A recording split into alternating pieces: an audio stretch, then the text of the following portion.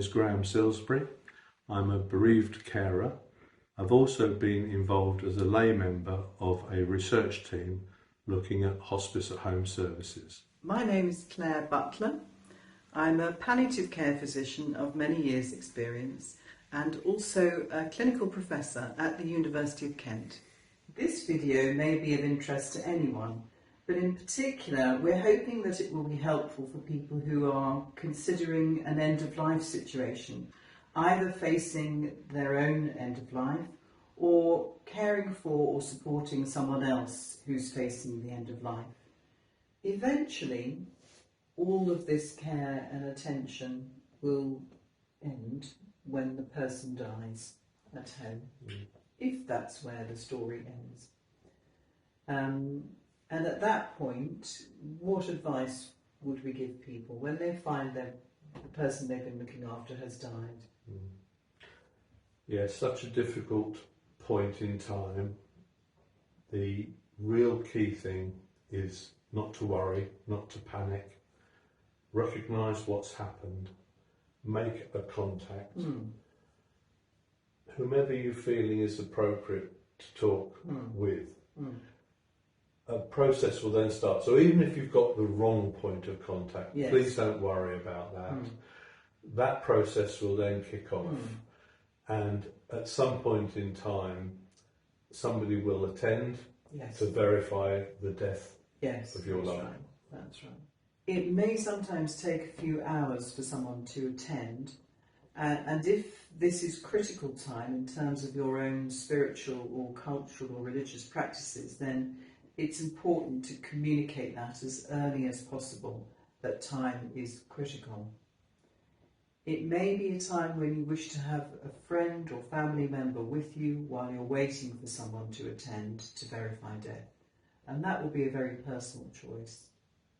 And once the death has been verified, at some appropriate moment, according to how you and the people who are with you are feeling, you will contact a funeral director to collect the body and proceed on with receiving a death certificate, registering the death, planning a funeral, many things which you may already have talked and thought about together in the preceding weeks.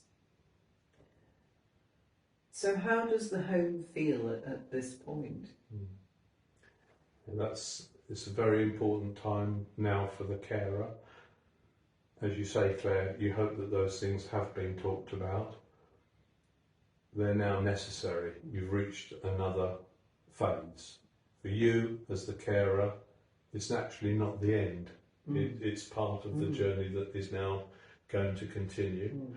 And this is life-changing now. You know, something has really happened and needs to take stock and think about how you're going to proceed.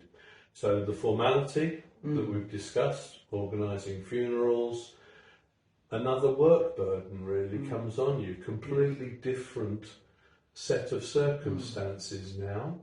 An initial flood of emotion will come your way, and then it will start to abate to the point where could well finish up in isolation if you're not careful. So consciousness about all these things that are going to happen whilst you're managing the practicality of funeral arrangements, the funeral itself, organising all the things that we've just spoken about from a cultural, religious perspective, and still giving yourself the time to make sure you're well, basically. You know, you're fit for what's going to happen, and the fact that all this support that you've had coming through your household is inclining to disappear. Yes, you can still ask for help. Yes. And I think that's just so important, and particularly the hospice services recognise this post-bereavement period, and they will give you support for, you know, days, weeks, months if it's necessary. It's up to the individual to recognise this and have had that discussion, hopefully even beforehand. Yes. And But if it hasn't happened beforehand, don't be afraid to make the call and say how you're feeling. Mm. But there's no doubt that even if you do receive help after the death, it's not going to be anything like the same intensity of care and coming and going that you've been experiencing beforehand. So it's going to be quite a change, isn't it? As people respond to this point in time completely differently. Some people will bounce back very quickly into what they would describe as normality.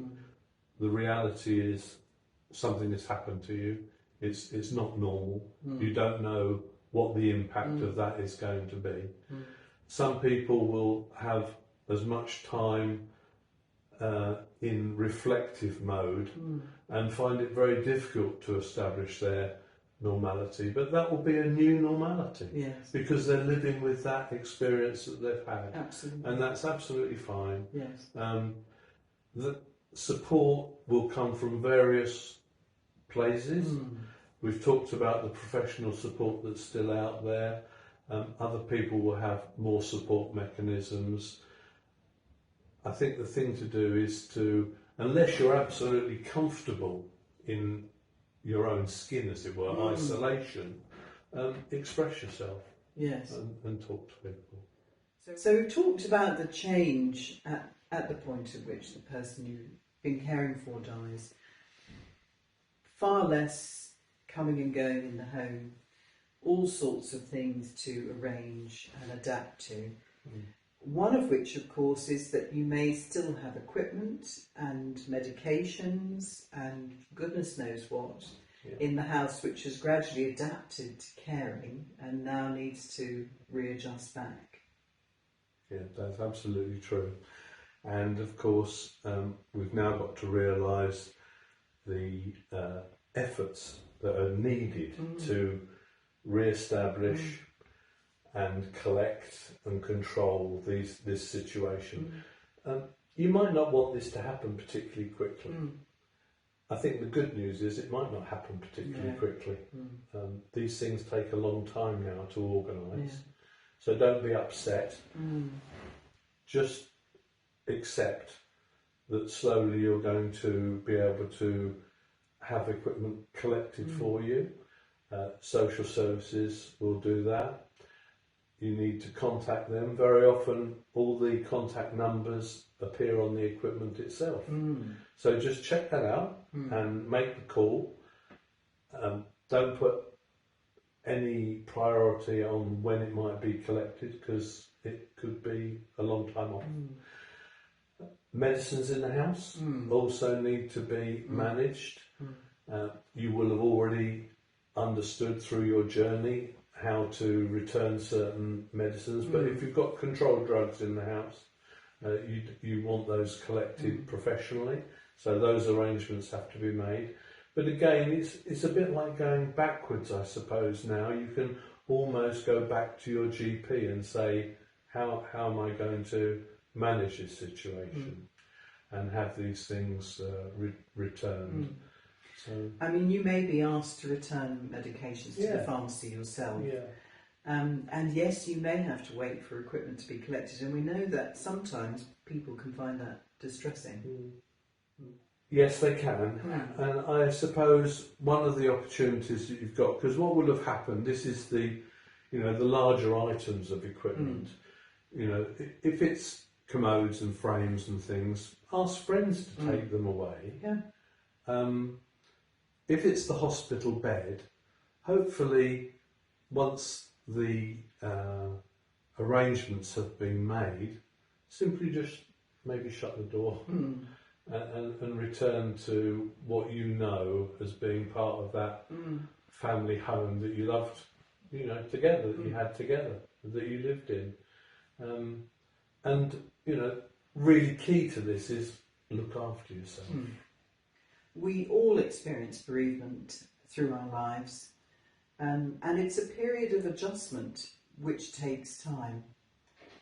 It may be that you will need help and support during that time, or it may be that you will get through that period in your own way, with friends, family, community, spiritual, cultural support, the systems that are part of your life.